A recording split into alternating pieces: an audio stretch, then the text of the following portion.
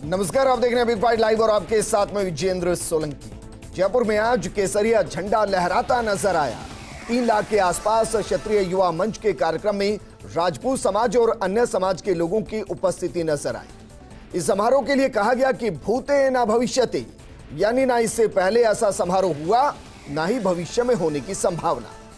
समारोह में समाज को आगे बढ़ाने, जिम्मेदारी सुनिश्चित करने, एक छत्र के नीचे सभी छत्रपों को लाने की जो सोच तनसिंह जी ने सोची थी, वो हीरक जयंती यानी कि 75 साल पूरे होने पर क्या साकार होती नजर आई। लेकिन यह समारोह गैर राजनीतिक होते हुए क्या राजनीति के भविष्य को सुनिश्चित करने की दिशा को प्रशस्त करेगा? क्या राजस्थान की राजनीति को फिर से 1952 की दिशा में लेकर जाएगा, जहां लगभग 30% सीटों पर राजपूत नेताओं का वर्चस्व था और राजस्थान की राजनीति की कल्पना बिना राजपूत समाज के संभव नहीं? क्या इस समारोह के बाद राजस्थान की राजनीति में केंद्र बिंदु की भूमिका में फिर से राजपूत समाज होगा? सवाल यह भी है कि एक मंच पर तमाम राजपूत नेताओं का आना क्या समाज की एकजुटता को जताते हुए यह बताना है कि वो राजनीतिक वैचारिक रूप से भिन्न हो सकते हैं लेकिन सामाजिक तौर पर समाज का अभिन्न अंग है? और क्या क्षत्रिय युवा संघ की ताकत ने एहसास करा दिया कि आरएसएस की भांति गैर राजनीतिक होते हुए राजनीति का केंद्र बिंदु बना जा सकता है? आज बात इसी मुद्दे पर कि क्षत्रिय युवा संघ की हीरक जयंती की हुंकार का संदेश क्या है, सियासी तौर पर भी और सामाजिक तौर पर भी।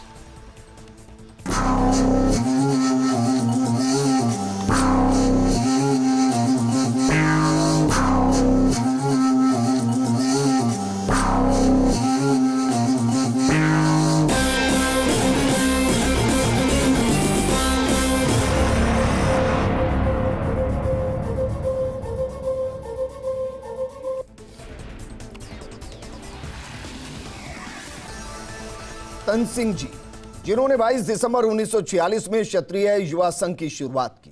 क्षत्रिय समाज के हितों की रक्षा कैसे हो, क्षत्रिय समाज को संगठित और संस्कारवान कैसे बनाया जा सके, इस दिशा में यह मंच लगातार काम करता रहा। वहीं अगर राजस्थान में क्षत्रियों की कुल जनसंख्या की बात की जाए तो प्रदेश की कुल जनसंख्या का 11% है। रावणा को मिला लिया जाए तो 14% होता है। सरकारी आंकड़ों में 9% और राजस्थान की 60 विधानसभा सीटों पर सीधा प्रभाव है। सवाल यह है कि आज का समारोह संस्कारों पर आधारित था या फिर संस्कारों के साथ सियासी अंदेशों का आगाज किया गया?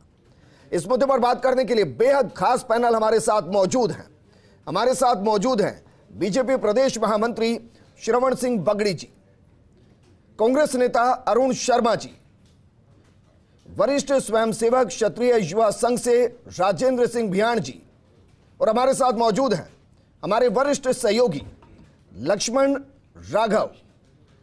शुरुआत करने चाहेंगे राजेंद्र जी आपके साथ। जो प्रोग्राम किया गया, इस प्रोग्राम के जरिए संदेश क्या दिया गया? देखिए, संदेश बहुत साफ है। ये जो क्षत्रिय युवक संघ है, देश की आज़ादी से 1 साल पहले बना था और जो तनसिंह जी जो संस्थापक थे इस क्षत्रिय युवक संघ के, उनकी एक चिंता थी देश को लेकर के कि देश अंग्रेजों से तो आज़ाद हो जाएगा, लेकिन नए भारत को संभालने के लिए यदि आप ठीक नागरिक तैयार नहीं करेंगे चरित्र निर्माण के जरिए, संस्कार निर्माण के जरिए, तो वो लोग कैसे होंगे जिनके हाथों में हम मुल्क देंगे? चाहे हमारे देश के ही लोग हैं, लेकिन यदि वो लोग कॉम्पिटेंट नहीं हुए, वो लोग काबिल नहीं हुए, तो आज़ाद देश फिर कभी गुलाम हो सकता है। तो इस तरह के अच्छे नागरिक तैयार करने का एक अभियान था। 75 सालों से अनवरत पूरी शांति के साथ, अनुशासन के साथ चल रहा था और आज उसकी 75वीं वर्षगांठ पर पूरे देश भर में यह मैसेज दिया गया कि कभी भी मुल्क को जरूरत पड़ जाए, कभी भी देश को जरूरत पड़ जाए, अलग अलग बिरादरी के लोगों को जरूरत पड़ जाए, तो ये भी एक अनुशासित लोगों का एक बड़ा जनसमूह है जो देश के लिए, समाज के लिए, मानवता के लिए काम आ सकता है। यह बहुत स्पष्ट सा संदेश इस पूरे कार्यक्रम से निकला है। सर, ये सब तो आरएसएस के लिए भी कहा जाता है, तो जो ये संघ है आरएसएस की तर्ज पर आगे बढ़ता हुआ सामाजिक संगठन है या राष्ट्रीय संगठन है? नहीं, ये सामाजिक संगठन है। निश्चित तौर पर किसी भी संगठन की किसी भी संगठन के साथ तुलना नहीं हो सकती। आरएसएस भी देश के निर्माण का काम करता है, क्षत्रिय संघ भी करता है। इस देश में बहुत सी ऐसी संस्थाएं हैं जो इस तरह का काम करती है, लेकिन हर चीज को हम सियासत के एंगल से देखें ऐसी बात नहीं है। समाज में, देश में कंस्ट्रक्टिव काम करने वाले लोग रहते हैं, लेकिन कंस्ट्रक्टिव काम करने वाले लोग सियासत में ना आए, इस बात की भी कोई सौगंध नहीं है। कंस्ट्रक्टिव काम करने वाले लोग सियासत में रहे, सियासत पे प्रभाव रहे, ये हम सबके लिए पॉजिटिव बात है। और क्षेत्रीय लोक संघ के माध्यम से मान लो कांग्रेस, बीजेपी, बसपा, सपा, इन सब माध्यमों में अच्छे लोग तैयार होकर के जाते हैं तो निश्चित तौर पर देश निर्माण में उनका सहयोग होगा। तो लोकतंत्र में भागीदारी कोई पाप का काम नहीं है, लेकिन इस केवल पॉलिटिकल कारणों से ये हुआ ऐसा नहीं है। ये इस संगठन की शानदार 75 साल की यात्रा का आप सबके बीच में एक सार्वजनिक प्रकटीकरण था। सर, एक और सवाल बाकी मेहमानों तक मैं पहुंची। हीरक जयंती 75 साल का पूरा होना, उस उपलक्ष्य में इस कार्यक्रम को देखें, समाज की एकजुटता के तौर पर देखें या उस एकजुटता के प्रदर्शन के तौर पर देखें? नहीं, निश्चित तौर पर जब एकजुट होंगे तो लोगों को दिखेंगे, ये एक ही बात है। और किसी भी समाज का एकजुट होना, एक मंच पर आना, सारी सियासी धाराओं को तोड़ देना, सबका एक साथ बैठना, ये अपने आप में एक बहुत ही पॉजिटिव संदेश है कि सारी पॉलिटिकल धाराओं के लोग मिलकर के एक जैसा चिंतन करते हैं। और न केवल राजपूत समाज के, आपने देखा होगा कि कांग्रेस और भारतीय जनता पार्टी के जो स्टेट को चलाने वाले लोग हैं वो सारा नेतृत्व, सब जातियों का, अलग अलग क्षेत्रों के विधायक, अलग अलग जातियों के विधायक, सब लोग वहां मौजूद थे। तो किसी के भी मन में वहां सियासी भावना नहीं थी, ये भावना थी कि एक संगठन जो 75 साल से देश निर्माण, समाज निर्माण का काम कर रहा है, उसकी 75वीं वर्षगांठ को हम सब मिलकर सेलिब्रेट करें। और यही हमारी राजस्थान की, हिंदुस्तान की खूबसूरती है कि कोई भी अच्छी चीज़ होती है तो हम सब मिलकर सेलिब्रेट करते हैं। इसमें कोई बहुत ज़्यादा बिहाइंड जो है पॉलिटिकल मायने ढूंढना, मैं समझता हूं कि यह अन्याय होगा क्षेत्रीय लोक संघ की सिंसियरिटी के प्रति। लक्ष्मण राघव, क्योंकि आप जमीन पर मौजूद थे, आपने इस पूरे कार्यक्रम को कवर भी किया है, क्या सिर्फ ये कहकर इस पूरे कार्यक्रम को एक लाइन में वाइंड अप किया जा सकता है कि एक समाज का सामाजिक कार्यक्रम था, राजनेता मौजूद थे लेकिन राजनीति नहीं थी?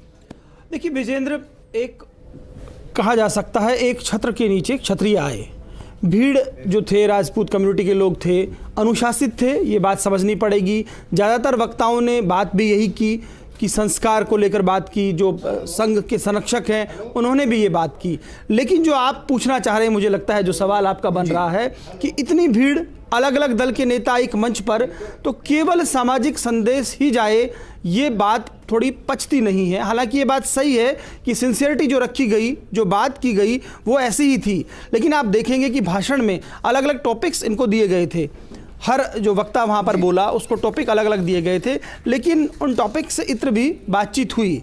और आप ये भी देखेंगे कि जब धर्मेंद्र राठौड़ बोल रहे थे तो उन्होंने मुख्यमंत्री अशोक गहलोत का जिक्र किया, और उसके बाद होता क्या है कि प्रताप सिंह खाचरियावास ने भी वो बात कही, आर्थिक आधार पर आरक्षण को लेकर बातचीत आई, तो कहीं ना कहीं पॉलिटिकल चीज़ें वहाँ पर हुई। हालांकि देखिए, गजेंद्र शेखावत जब बोल रहे थे तो उन्होंने इन सब बातों को दरकिनार करते हुए ये कह दिया कि मैं यहाँ पर केवल समाज की बात करूँगा। तो मुझे लगता है, देखिए, जब राजेंद्र राठौड़ से हमने बाद में भी इंटरव्यू किया तो उन्होंने कहा कि इतना बड़ा समागम है तो निश्चित तौर पर राजनीति कोई बुरी चीज़ नहीं है, और जैसा कि राजेंद्र बिहाड़ कह रहे हैं कि सृजनात्मक तरीके से कुछ अच्छी चीजें हो तो गलत नहीं है। लेकिन ये बात सही है कि क्षत्रिय युवक संघ के किसी भी स्वयंसेवक ने या उनके नेताओं ने सीधे तौर पर सियासी कोई संकेत दिया हो, सियासी कोई मायने निकाले हो, ऐसा नहीं है।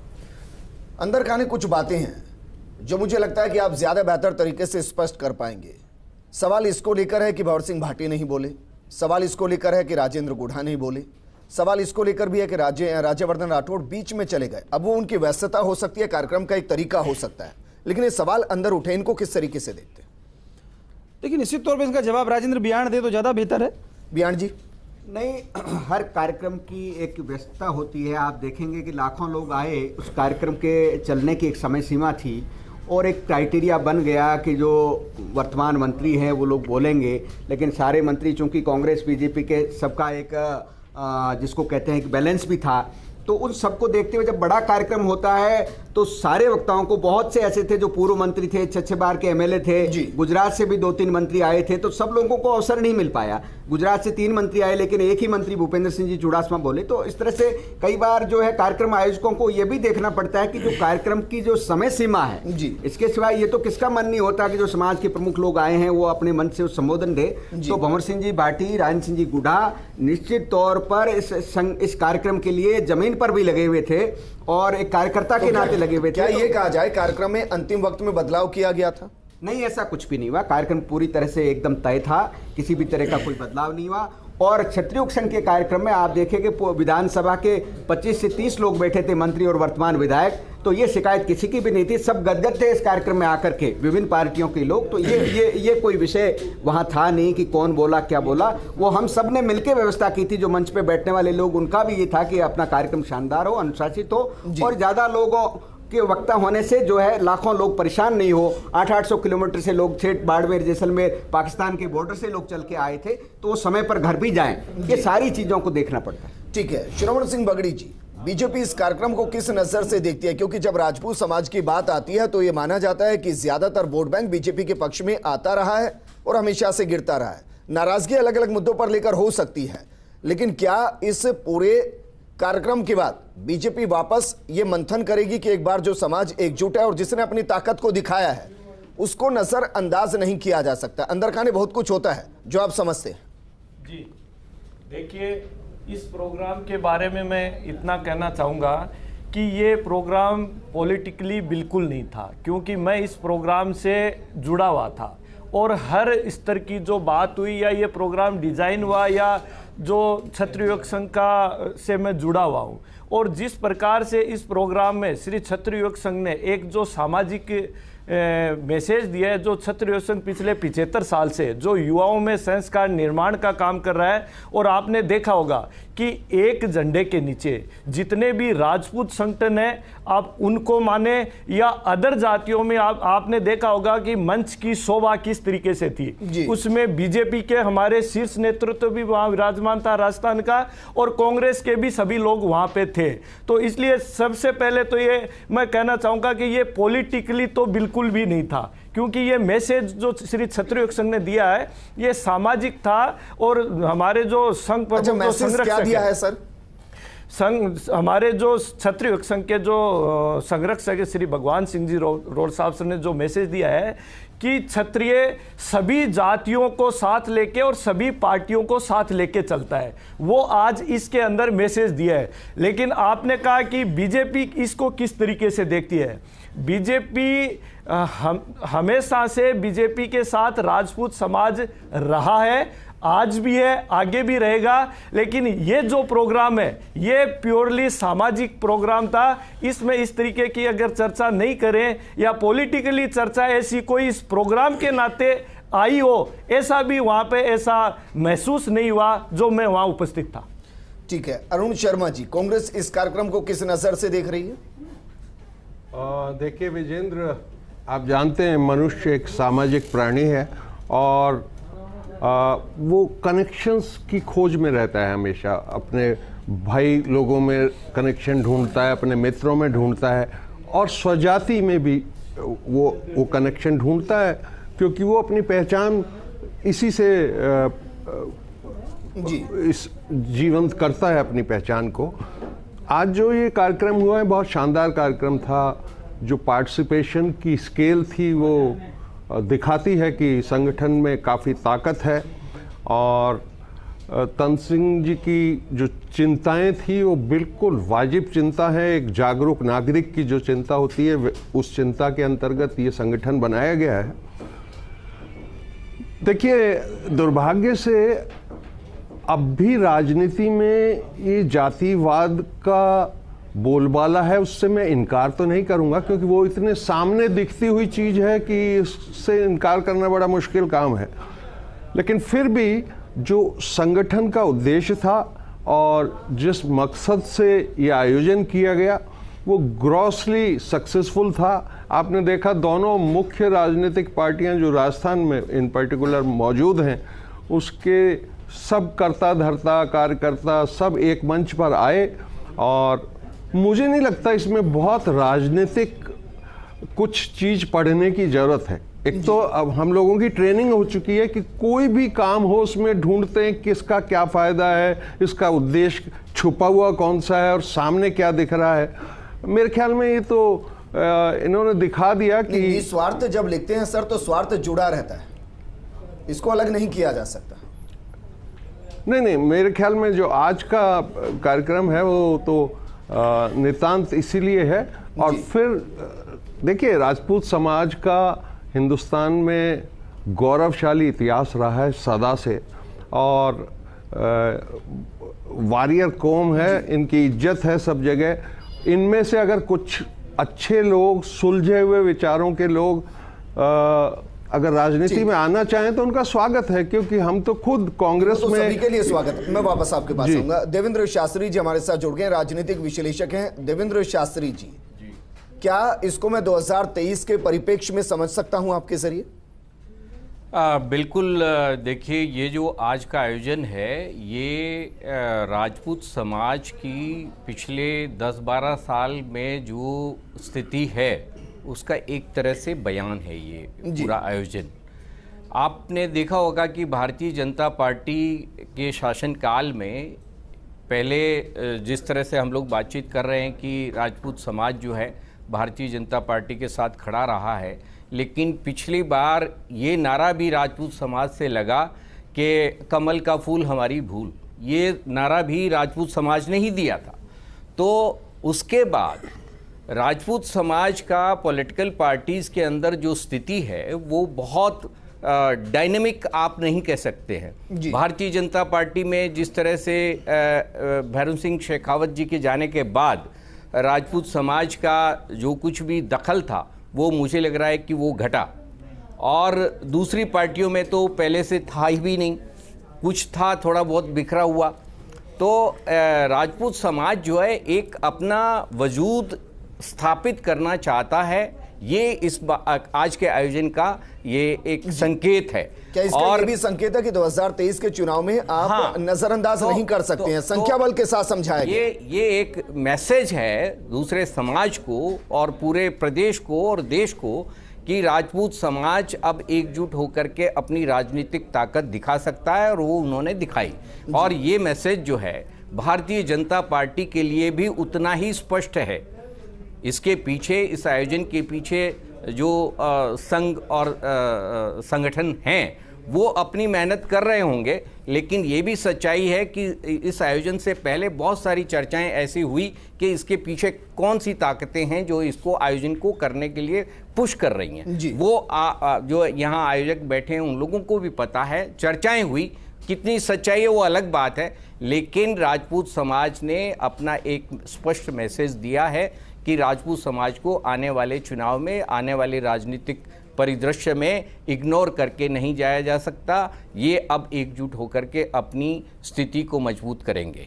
ठीक है, राजेंद्र सिंह भियाण जी, आप कुछ कहना चाह रहे हैं सर, वो भी कहिए, और उसके साथ ये भी बताइए, क्या अगर एक समाज एकजुट होता है उसमें कोई गलत नहीं है सर, सबको एकजुट होना चाहिए, सर्व समाज को एकजुट होना चाहिए, लेकिन यहां से अगर मैं संदेश सुनता हूं, सबके बयानों को सुनता हूं, तो मुझे वो उद्देश्य बताइए जो आगे के 4 साल 5 साल के लिए निर्धारित किए गए हों कि हमें राजपूत समाज के उत्थान के लिए इन चीज़ों पर काम करना है, इन मांगों को मनवाना है। क्योंकि अगर शक्ति है और संख्या है तो फिर मांगों को मनवाना थोड़ा आसान हो जाता है। अंदर खाने चला होगा ना सर कि राजपूत समाज को आगे करना है, उसके हित के लिए काम करना है, तो ये मांगे पूरी होनी चाहिए। वो क्या थी? मैं आपको बहुत इंटरेस्टिंग जवाब दूं, आपने अच्छा सवाल किया है। जो संघ के संस्थापक थे तन सिंह जी, जो मेंबर ऑफ पार्लियामेंट भी रहे, मेंबर ऑफ असेंबली रहे, एलओपी रहे राजस्थान असेंबली में, वो बहुत बड़े फिलोसोफर थिंकर थे। उन्होंने एक बहुत शानदार नारा दिया इस संघ की स्थापना के समय। एक नारा है, जियो और जीने दो। उन्होंने कहा असली क्षत्रिय वो होता है जो खुद मर करके भी दूसरे के जीने के हक की सुरक्षा करे। और दूसरी बहुत स्पष्ट टैगलाइन है कि संस्थाएं, संगठन बनते हैं मांग प्राप्ति के लिए, अधिकार प्राप्ति के लिए, जैसा आपका सवाल है। तन सिंह जी का ये कहना था कि हम कर्तव्य पालन के लिए ये संगठन बना रहे हैं, इस देश के लिए, समाज के लिए हमारी ड्यूटी क्या है, फर्ज क्या है। मांग पत्र तो हर व्यक्ति हर चौराहे पे मांग पत्र लेके खड़ा है। क्षत्रिय इस देश को सदैव से देता आया है, तो वो कोई जाति में बंधा हुआ नहीं है, एक वर्ग का नाम है। वो व्यक्ति जो देश समाज के लिए अपने आप को कुर्बान कर दे। अब तीसरी बात जो आप घुमा फिरा के जिस बात पे ला रहे हैं कि राजपूत समाज की पॉलिटिकल स्ट्रेंथ इससे कैसे बढ़ जाएगी, तो निश्चित तौर पर किसी भी सोसाइटी को ये बिल्कुल राइट है कि वो अपने पॉलिटिकल वजूद की चिंता करे। इसमें कोई शर्म संकोच की बात नहीं है। और निश्चित तौर पर इतना भव्य कार्यक्रम होता है तो उसके पॉलिटिकल मायने होते हैं। हम लोकतंत्र में जी रहे हैं, इसमें कोई शर्म संकोच नहीं है। लोकतंत्र के अंदर अलग अलग समाजों की, सभी समाजों की जितना उनका ड्यू बनता है उतनी भागीदारी अलग अलग पॉलिटिकल पार्टियों में होनी चाहिए। न केवल राजपूत की, बल्कि जो ठेठ दलित गांव में बैठा है, जो हरिजन गांव में बैठा है, जो ओबीसी बैठा है, सबकी भागीदारी बराबर होनी चाहिए। ये पॉलिटिकल पार्टियों को देखना ही चाहिए। सर, तो सीधा ही सवाल है आपसे, पॉलिटिकल मायने आप बता दीजिए। अगर आप कह रहे हैं कि इसके पॉलिटिकल मायने, तो आपकी नजर में इसके पॉलिटिकल मायने क्या है? और 2023 में राजपूत समाज की दोनों ही पार्टियों की तरफ से भागीदारी कितनी होनी चाहिए? कितनी होनी चाहिए इसका हम आंकड़ा लेने के लिए आज नहीं बैठे हैं। निश्चित तौर पर भागीदारी होनी चाहिए। मैं कह रहा हूं कि राजपूत समाज की क्यों, इस क्षेत्र में रहने वाले सारी जाति बिरादरी के लोगों की जितनी उनकी भागीदारी होनी चाहिए। लोहिया का नारा था, जिसकी जितनी भागीदारी, जिसकी जितनी संख्या भारी, उसकी उतनी हिस्सेदारी। तो ये तो सब पॉलिटिकल पार्टियों को पता ही रहता है, और सारी पॉलिटिकल पार्टियां विधानसभा वार आंकड़े लेके बैठती है कि हमको कहाँ किसे क्या करना है। लेकिन इस कार्य इसको सर मैं आंकड़े के साथ ही समझाता हूं थोड़ा, आप अगर असंतुष्ट हो तो मुझे बताइएगा। 1952 में अगर मैं गलत नहीं तो 54 से 56 के आसपास सीटें थी राजपूत समाज की, वो ऑलमोस्ट 160 में से यानी कि 30% के आसपास। अभी 200 विधानसभा सीटें हैं, 25 से 26 राजपूत नेता अलग अलग पार्टी से विधानसभा में, आंकड़ा होता है 10% के आसपास, 11% के आसपास। अगर हम वोट के हिसाब से समझे तो 9 से 11% के आसपास ही राजपूत समाज का जो वोट बैंक है वो राजस्थान में हालांकि 60 सीटों पर सीधा प्रभाव डालता है, 40 सीटों पर अलग से प्रभाव डालता है, वो एक अलग आंकड़ा है। तो क्या आप 25-26 सीटों से संतुष्ट? नहीं, बात यह है कि भागीदारी बढ़नी चाहिए, इसमें तो किसको ऐतराज है। लेकिन आप राजपूत का कहाँ कितना वोट है उसी से एमएलए जीत के आ रहा है, ऐसा नहीं है। जैसे राजेंद्र राठौड़ चूरू से 7वीं बार एमएलए आ रहे हैं, वहाँ उनके पास में 7-8 हज़ार का वोट है राजपूत का, बड़ा वोट नहीं है। ऐसी बहुत सी कॉन्स्टिट्यूंसीज है जहाँ पर राजपूत एमएलए जीत के आ रहा है, वो 2000 वोट है, वहाँ 3000 वोट है। सिविल लाइन्स में प्रताप सिंह खाचरियावास जीतते हैं, वहाँ कोई बहुत सीजेबल वोट नहीं है राजपूत का। तो जो सबको साथ लेकर के चलने की जो बात है, वो जिस किसी में लीडरशिप होगी तो निश्चित तौर पर पॉलिटिकल पार्टियां उन लोगों को टिकट देगी। अभी कोई हीरक जयंती के कार्यक्रम में टिकट बांटने का अभियान नहीं था, ये निश्चित तौर पर एक शानदार यात्रा क्षत्रिय युवक संघ ने ये बताई है कि भाई सारे लोग और टिकट बढ़ जाए, इस बात पे तो किस समाज को ऐतराज होगा। लेकिन हम ये कह रहे हैं कि न केवल राजपूत का टिकट बढ़े, इस राजस्थान में रहने वाली सभी बिरादरियों को उनका बराबर पॉलिटिकल ड्यू हक मिलना चाहिए। ये तो हमारी ठीक है। एक छोटे से ब्रेक के लिए रुक रहे हैं, लेकिन लगातार इस पर मुद्दे पर बहस हमारी हो रही है। दरअसल मंथन हो रहा है कि आज जो समारोह किया गया उससे समाज में क्या संदेश जाएगा और सियासी तौर पर क्या संदेश जाएगा। जो क्षत्रिय समागम नजर आया, क्षत्रिय सियासत की शक्ति कहें या समाज की शक्ति, आज ये दर्शाई गई। बेहद खास पैनल हमारे साथ मौजूद हैं। श्रवण सिंह बगड़ी जी, सवाल आपसे सर, अगर ये राष्ट्रीय कार्यक्रम था तो बीजेपी के और भी कई राष्ट्रीय नेता थे, उनका यहां नहीं आना, क्या उनको बुलाया नहीं गया या वो वक्त निकाल नहीं पाए?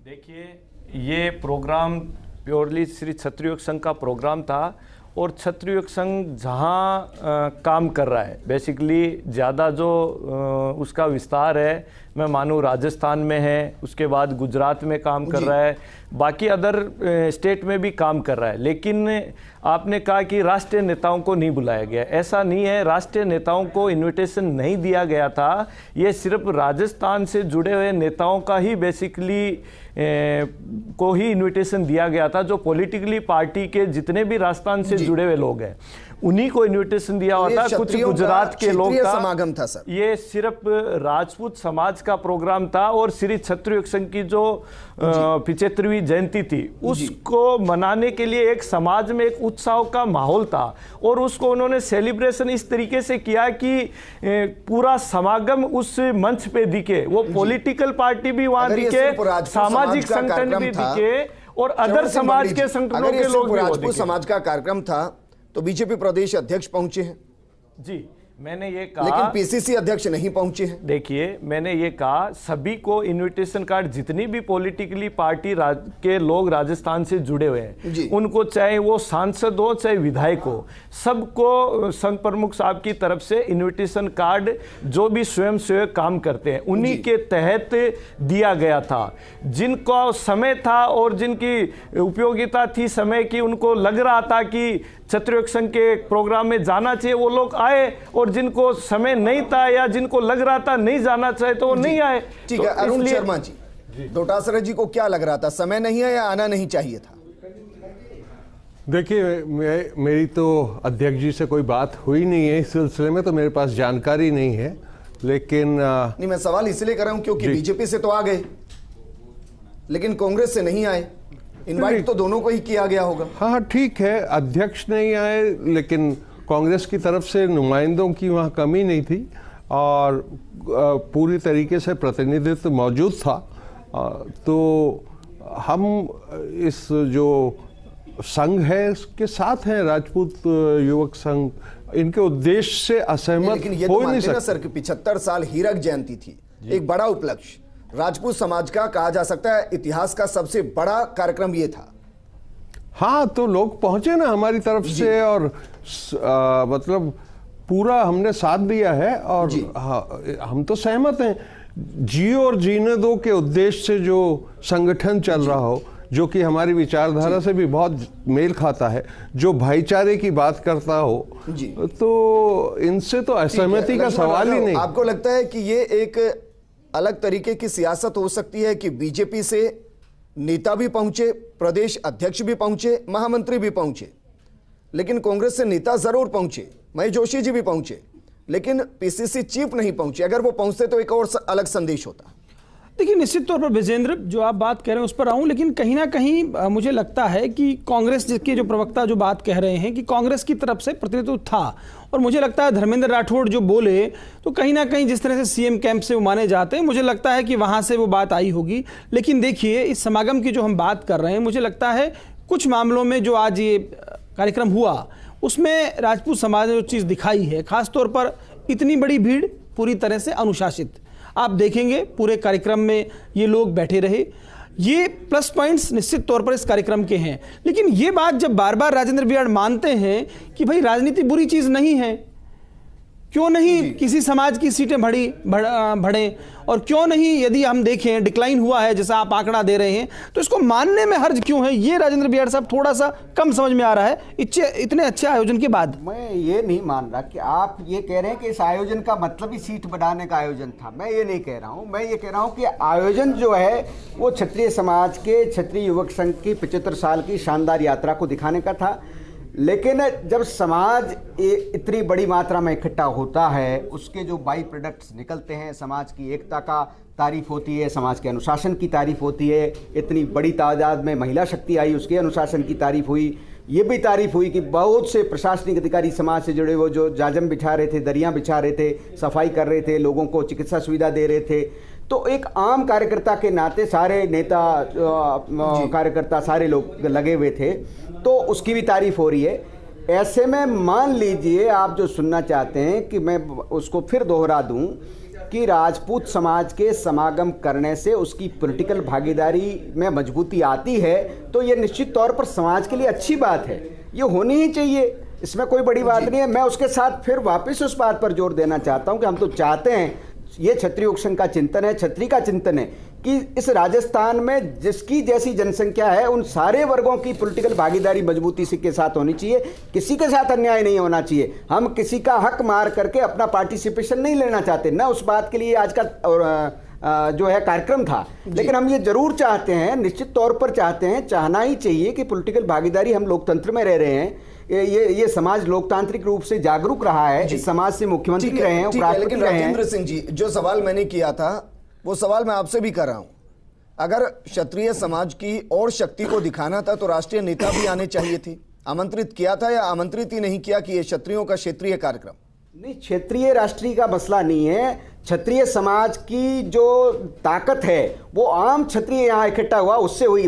कौन नेता मंच पे है, कौन नेता नीचे है, कौन आया है, कौन गया है, सबको बुलाया गया था। कुछ यूपी चुनाव भी चल रहा है, कई नेताओं की व्यस्तताएं हैं, कई तरह की परिस्थितियां होती है, लेकिन आम क्षत्रिय लाखों की संख्या में राजधानी में उमड़ पड़ा, उससे क्षत्रिय समागम की शक्ति प्रकट होती है। मंच पर कौन नेता है, नेता तो बहुत शॉर्ट टाइम के लिए आता है, आज जो नेता है कल नहीं रहेगा, कल उसको आप मंच पे नहीं बिठा पाओगे। आज जो नेता रहा है उसने अलग संदेश तो दिया है, और जो नेता बोले हैं उन्होंने अलग संदेश दिया, और जो नहीं बोल पाए उन्होंने अलग संदेश दिया। पूरे इस आयोजन के जो नेता थे वो हमारे जो प्रधान संरक्षक है क्षत्रिय युवक संघ के, वो भगवान सिंह जी रोल साहब सर थे। उनके आह्वान पर, उनके बुलावे पर वो आए हैं। उनका कोई पॉलिटिकल मोटिव नहीं है, व्यक्तिगत रूप से वो बिल्कुल संत जैसे, एक साधु जैसे व्यक्तित्व है। तो आज के इस कार्यक्रम के नेता वो थे, बाकी हम हमारे सारे पार्टिसिपेंट अलग अलग जातियों के। अच्छा, मेरे पास वक्त की कमी है सर, एक बार के लिए मान लेते हैं कि पूरे तरीके से ये सामाजिक कार्यक्रम था, मान लेते हैं, आप ये भी कह रहे हैं कि पॉलिटिकल भागीदारी होनी चाहिए। अगर राजपूत समाज सामाजिक से इतर होकर सियासी तौर पर आगे बढ़ता है और इस प्रोग्राम के जरिए, तो वो चेहरा कौन होगा जिस चेहरे के साथ पूरा राजपूत समाज एक होगा? हम चाहते हैं, आप चेहरे से तो मेरे से ये पूछ रहे हैं कि मुख्यमंत्री का कांग्रेस और बीजेपी किसको चेहरा बनाएंगी, ये तो पार्टियां तय करती है। राजपूत समाज ये चाहता है ये सब नुमाइंदगी करेंगे। नहीं, राजपूत समाज में लीडरशिप की, योग्य नेतृत्व की एक लंबी कतार है, अच्छे लीडरशिप की, जो जिसमें से कई लोग मुख्यमंत्री के काबिल चेहरे हो सकते हैं। तो वो ये न तो ये स्टूडियो का मंच हो सकता, न क्षत्रिय संघ जो है प्रोजेक्ट कर सकता। कांग्रेस नाम गिना दीजिए सर। नहीं, मैं नाम गिनाने के उसमें नहीं आना चाहता आपके ट्रैप में, लेकिन खूब सारे काबिल लोग हैं। देवेंद्र शास्त्री जी हमारे साथ है। देवेंद्र शास्त्री जी, फाइनल कमेंट मैं आपसे चाहूंगा कि इस प्रोग्राम के बाद क्या आपको राजपूत समाज की 2023 तक अलग सक्रियता नजर आने वाली है आने वाले 2 साल में?